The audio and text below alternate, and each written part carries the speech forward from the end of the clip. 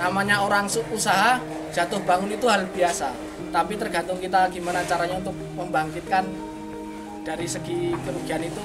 Dulu pernah waktu sekitar tahun 2010-an pernah ditipu sama orang minta kirim sapi, ya kita namanya masih awam, jadi dia ngirim DP setengah, kita kasih sapi. Pertamanya enak, kita sapi 1 rit enak, kita lunas.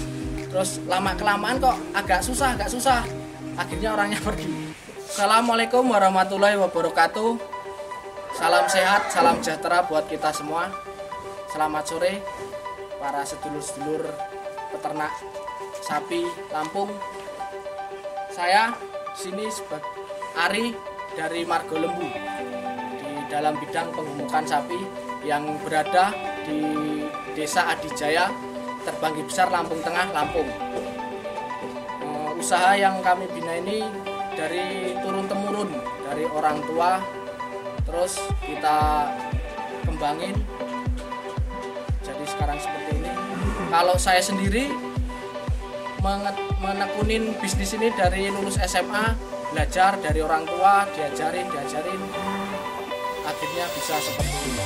Awalnya dulu sekitar 4 ekor dari orang tua itu sapi, terus kita kembangin. Ada dulu pertamanya sebenarnya cuman sebagai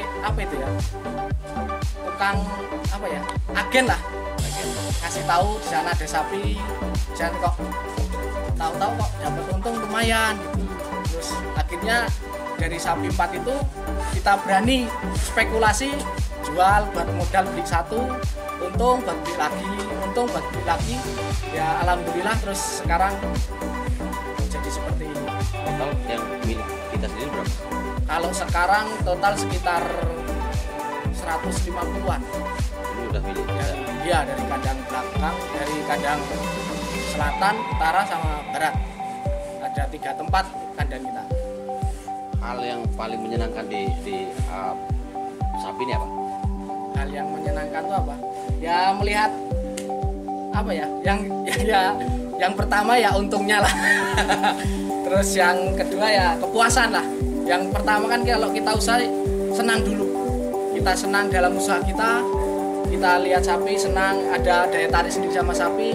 Jadi kita ngejalaninnya dengan enak. Pernah, namanya orang usaha jatuh bangun itu hal biasa, tapi tergantung kita gimana caranya untuk membangkitkan dari segi kerugian itu. Dulu pernah waktu sekitar tahun 2010-an pernah ditipu sama orang minta kirim sapi, ya kita namanya masih awam, jadi dia ngirim DP setengah, kita kasih sapi.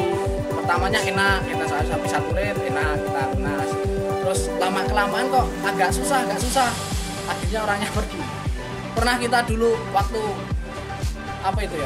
waktu drop bener, sapi itu nggak punya sapi sama sekali, tinggal 1 sapi itu pun sapi dikasih sama mbah, maksudnya mbah dimodali sama mbah, itu sapi ini mbah tangan bahasa Jawanya, mbah pulang sana itu orang payu nek badine ya didol kok modal.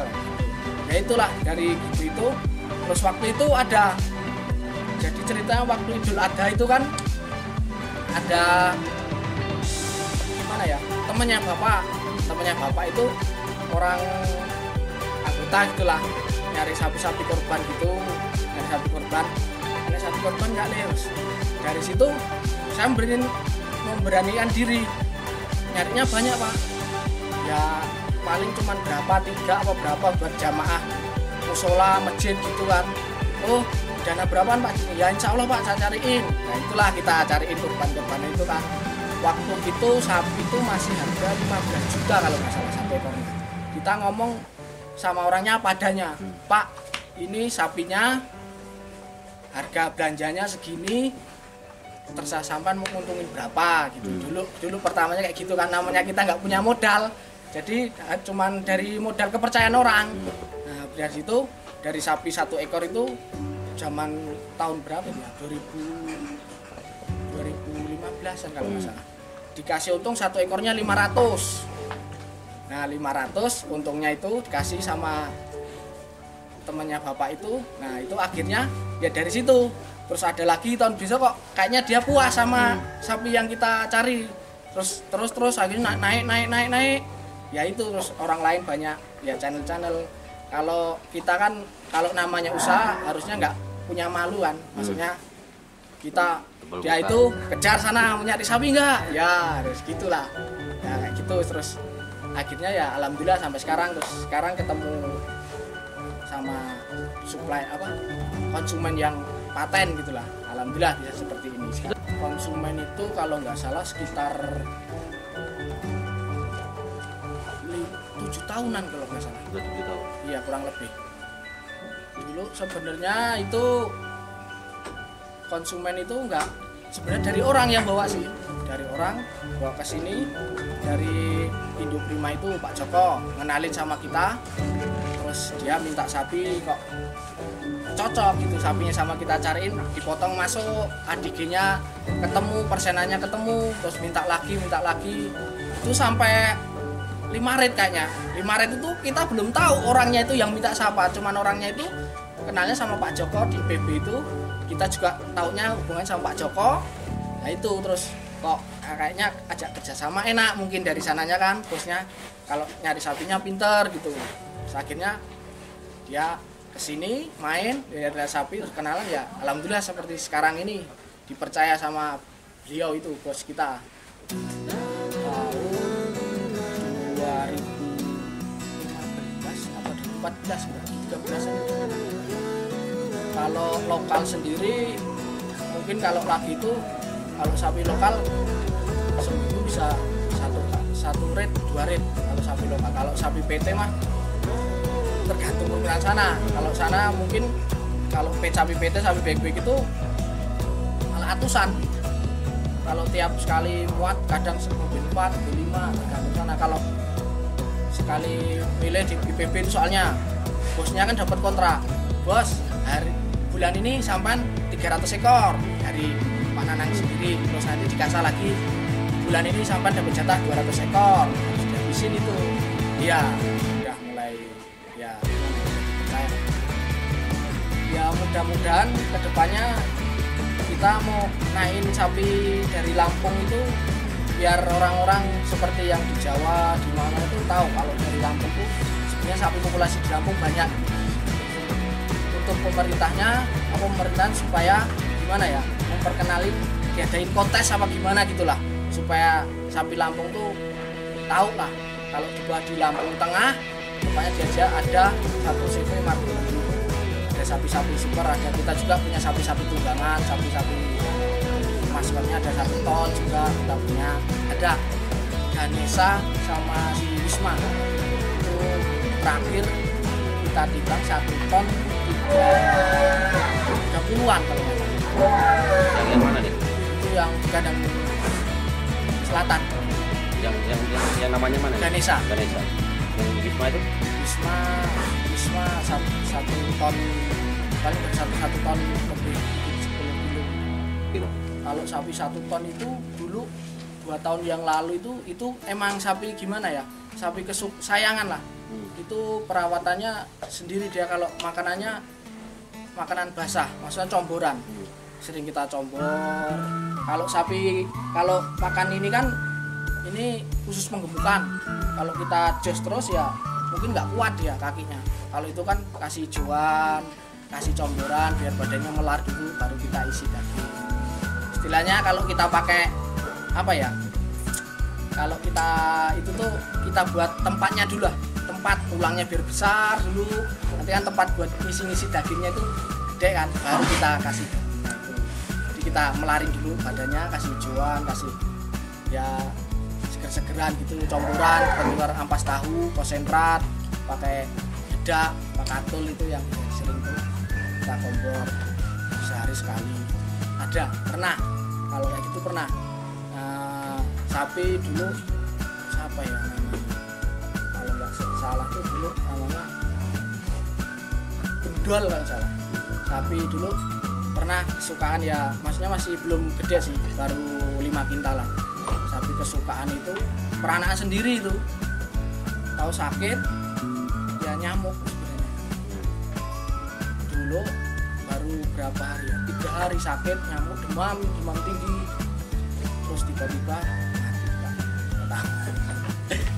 Ya itulah namanya resiko orang usaha, pasti ada resiko. Kalau di sapi itu mungkin kakinya patah, rubuh gitu apa, ya itu salah satu masuk angin, demam gitu sering. Tapi ya kita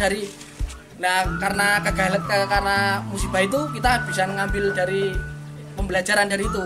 Jadi kita tahu salah satunya ini soalnya sapi ini kok makannya kurang, kenapa ini, apa demam apa gimana.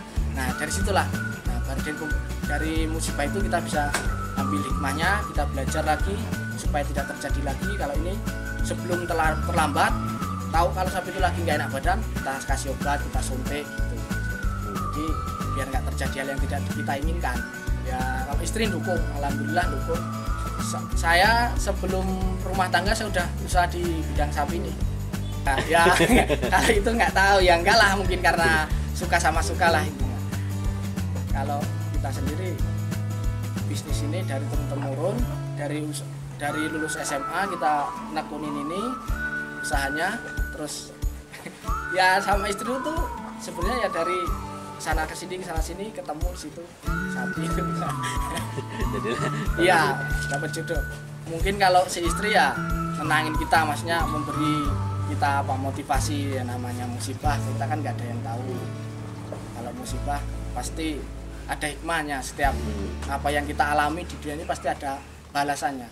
Maksudnya untuk mendewasakan diri, apa untuk kita menaikkan derajat kita, musibah itu kita ambil hikmah. Kalau kita bisa mengambil hikmahnya pasti nanti ada balasannya. Oh ya, usaha ini kalau menurut saya usaha di sapi ini menjanjikannya ya ini, kita mungkin kalau punya 1-2 kita urusin dulu, kita anuin. Yang penting usaha itu kita cintai dulu. Kita sukain dulu apa yang usaha kita miliki, kita sukain dulu. Jadi kita harus tahu kriteria sapi kita itu seperti apa. Satu yang gimana harus kita tahu. Jadi kita ngurusinnya kan tahu yang ini, oh yang ini sukanya minumnya ini sukanya makannya kayak gini, ini ya gitu. Dari yang rutin. Kalau tiap hari ya rutin kita cekin, kita bolak-balik pakan ini biar pakannya tuh segar ya. Jadi sapi itu kan ya itu kan. Jadi kita bolak-balik segar jadi habis. Tapi juga kalau menurut saya sendiri pribadi loh. Kalau sapi itu kalau kitanya gimana ya? Kitanya happy, kitanya senang sama dia juga tahu loh. Maksudnya tahu kita kalau kitanya lagi pikirannya lagi enak, lagi kita itu sapinya juga makannya enak. Kadang kalau menurut saya pribadi loh. Jadi kalau kita pusing jangan dibawa ke kandang. Jadi enggak usah dibawa ke kandang. Iya, sapinya nanti itu gue. Itulah mimpi. Ya itu tadi. Memajukan populasi sapi di Lampung lah. Kan kalau di Lampung ini kan kurang itu kan belum terekspos sampai ke sana-sana gitulah. Kalau menurut saya kalau bersaing sama di Jawa mungkin ya kalau sapi di Lampung, kalau menurut saya banyak di Lampung kalau sama sapi. Soalnya kalau sering-sering juga bos-bos Jawa itu ngambil sapi dari sini juga. Kalau kita malah sering kalau lebaran haji itu ngirim-ngirim ke Jawa itu sapi berat 1 tonan, satu itu sering kita ke sana buat ke sana. Sapi grandong itu contohnya. Itu produk dari Lampung, itu asli, itu Lampung Tengah. Grandong itu 70 juta dari sini. Dari sininya. 1 tahun yang lalu itu sebelum lebaran haji tahun 2020 ya. 2020 grandong itu dibawa sama Mas Hermawan Setia Farm. Nah, itu 70 juta dari sini ke sana. Terus sampai 1 tahun yang lalu dulu grandong itu berat 1 ton 70 kilo kalau nggak salah dari sini, dari teman kita juga, sedulur kita Kang Inang yang berada di Astomulyo, Bunggur. Nah, kalau Ganesha sekarang beratnya udah berapa? Ya itu 1 ton 30 kilo. 1 kilo.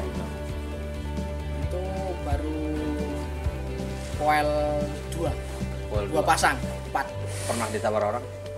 85. Kok belum dikasih? Masih suka karena sapi Ganesha itu buat tunggangan kita. Sapinya jinak, enak buat tunggangan, enak buat keliling-keliling desa juga enak sapinya tuh, jinak lah sininya. Ya gitulah, maksudnya kan sapi kan kalau menurut orang-orang hewan yang gimana ya, buas, hewan yang susah dijinakin. kalau kita sendiri bisa menjinakkan sapi, apa ya, rasa bangga sendiri lah, ada rasa bangga dari diri kita. Wah, bisa jinain sapi kan taunya orang-orang pasti jinak buas, tapi kalau sapi itu sebenarnya kalau kita punya hati sama dia, kita baikin dia juga punya hati, punya rasa juga sama kita. Pernah kalau sapi itu mungkin kalau galak sih enggak, sapi stres. Kalau sapi sebenarnya kalau galak sih enggak, cuman dia tuh mungkin stres, kaget gitu, takut orang. Pernah dulu sampai lepas, sampai lari, terus gimana tuh nangkepnya sampai bayar orang, tembak pernah. Tembak. Ya pesannya kita sebagai peternak sapi, marilah kita majukan peternak sapi di Lampung, kita majukan, jangan takut-takut, karena menurut saya sapi ini sangat menjanjikan untuk dari bisnis sapi ini. Mungkin kita bisa untuk membiayai keluarga, untuk yang lain-lain ya. Menurut saya menjanjikan lah ternak sapi. Ya kalau dari pemula belajar, intinya ya namanya itu kita pikir positifnya aja lah. Kalau buat belajar kita harus kasih motivasi dulu sama orang-orang itu, kita ceritain dulu yang enak-enak, janganlah kita ceritain yang suka dukanya. Kita enak pikirin enaknya dulu. Kalau masalah duka itu kan itu dari yang kuasa yang ngasih musibah itu. Jadi kita harus telateni dulu sapinya itu, kita sukain dulu sapinya. Kalau udah kita sukain, kita urus, kita rumah, pasti sapi itu memberi rezeki buat kita. Kuncinya jangan pantang menyerah. Intinya kalau gagal coba lagi, kalau jatuh bangun, bangkit lagi. bangkit lagi.